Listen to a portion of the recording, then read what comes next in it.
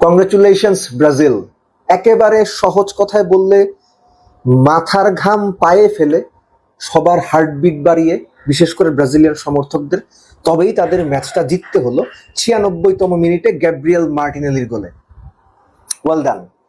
আর Japan, অনেক ছোটবেলায় Japan একবার বিশ্বকাপ কোয়ালিফাই করতে পারেননি, এরকম লাস্ট মিনিটের একটা গোলে মানে ড্র করেছিল বা হেরে গিয়েছিল, ঠিক মনে নেই, কিন্তু পত্রিকার হেডলাইনটা মনে আছে আমার। জাপান তীরে এসে তরি ডোবার গল্প, এক্স্যাক্টলি সেম থিং।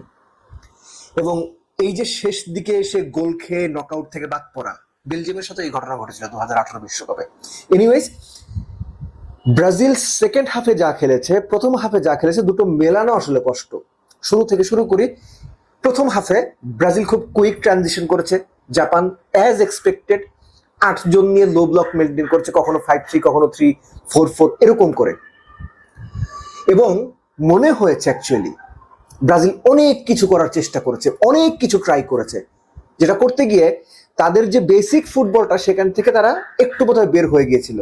ভিনি অকার্যকর ছিলেন, কুনিয়া অকার্যকর ছিলেন। বলতে পারেন জাপানিজ মিডফিল্ড কিংবা ডিফেন্ডাররা এই দুজনকে স্পেসটাই দেয়নি। জাপান একটা ভুলের জন্য ওয়েট করছিল, ওই ভুলটাই হলো। রাইট উইং থেকে দানিলো পাস করলেন মাঝখানের দিকে, স্কোরার, জাপানের স্কোরার বলটা পেয়ে যে ছুটলেন, ক্লিয়ার কাট চান্স আপনি বলতে পারবেন না, কিন্তু এত দূর থেকে এত প্রিসাইসলি গোলটা তিনি যে করলেন, that was A treat to watch. এবং একই সঙ্গে ক্যাসেমিরোকে আপনি একটা দায় দিতে পারেন। কেন?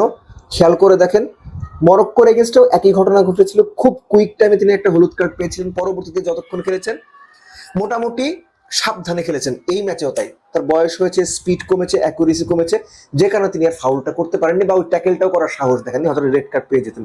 এনিওয়েজ, এই যে লিডটা যখন জাপান নিয়ে নিল, তখন জাপান ওয়াজ সার্টেন যে আমরা এই স্ট্র্যাটেজিতেই খেলবো, 8 জন নিয়ে ডিফেন্স করব, একটা ভুল করবে, একটা আমরা সুযোগ পাবো কাউন্টার অ্যাটাকে, সেটাই গোল করার চেষ্টা করব। সেকেন্ড হাফে এনরিক নামলেন এবং ব্রাজিল ততক্ষণে ফ্লেয়ারটা বোধহয় খুঁজে পেল। বেসিক ফুটবলটা ব্রাজিল খেলেছে। ব্রাজিল যেটা চেষ্টা করেছে, ডিফেন্সটা ভাঙার চেষ্টা করেছে, সেটা এরিয়ালেই চেষ্টা করেছে, কারণ গ্রাউন্ডে খুব বেশি কাজ হচ্ছিল না। জাপানিজরা খুব দ্রুত ব্লক করে দিচ্ছিল, পেছনের জায়গাগুলো আটকে দিচ্ছিল, কিংবা অল্প জায়গায় খেলার যে সুযোগ ব্রাজিলের সেটা সীমিত করে দিচ্ছিল, যে কারণে ব্রাজিল এরিয়ালি ট্রাই করেছে এবং গোলটা করেছেন। গোলটা করে সাত মোচন বা দায় মোচন করেছেন ক্যাসেমিরো। ক্যাসেমিরোকে এরকম গোল আমরা বিভিন্ন সময় করতে দেখেছি, সেটা ম্যানচেস্টার ইউনাইটেডের, রিয়াল মাদ্রিদে এবং ব্রাজিলের জার্সিতে 10ম গোল করেছেন।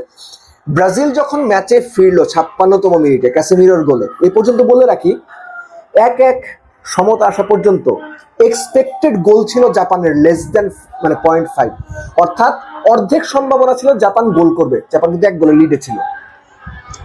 সো ওই 50-50 চান্সটা যে জাপান কাজে লাগিয়েছিল, এটা দুর্দান্ত একটা ব্যাপার। এনিওয়েজ, পরের অংশটুকু অর্থাৎ 56 মিনিট থেকে 96 মিনিট পর্যন্ত, এই 40 মিনিট ব্রাজিল একই টেম্পোতে একই রকম ভাবে খেলার চেষ্টা করেছে। একটা সময় মনে হচ্ছিল যে 10 জন ডিফেন্ডার বনাম 10 জন অ্যাটাকারের ম্যাচ আমরা দেখছি।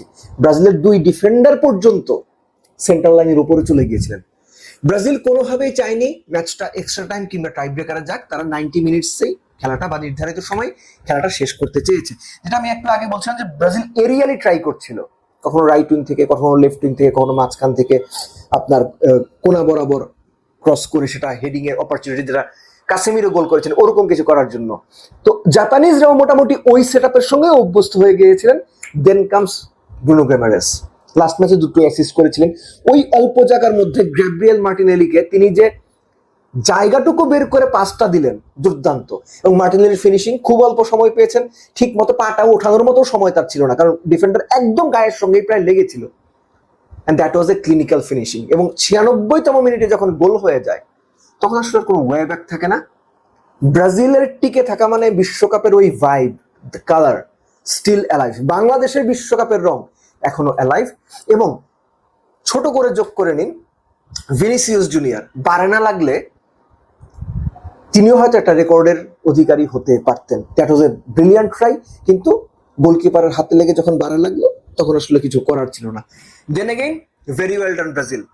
ব্রাজিলের কাছ থেকে এরকম পারফরমেন্স, স্পেসিফিক্যালি সেকেন্ড হাফে এরকম ভালো পারফরমেন্স, এরকম অ্যাটাকিং পারফরমেন্স, ফ্লুইড পারফরমেন্স এবং অপোনেন্টকে চেপে ধরে পারফরমেন্স ডেফিনেটলি ব্রাজিলের ভক্তরা দেখতে চেয়েছিলেন এবং সেই দেখার আলটিমেট আউটকামটা ছিল জয়। ব্রাজিল সেটাই পেয়েছে।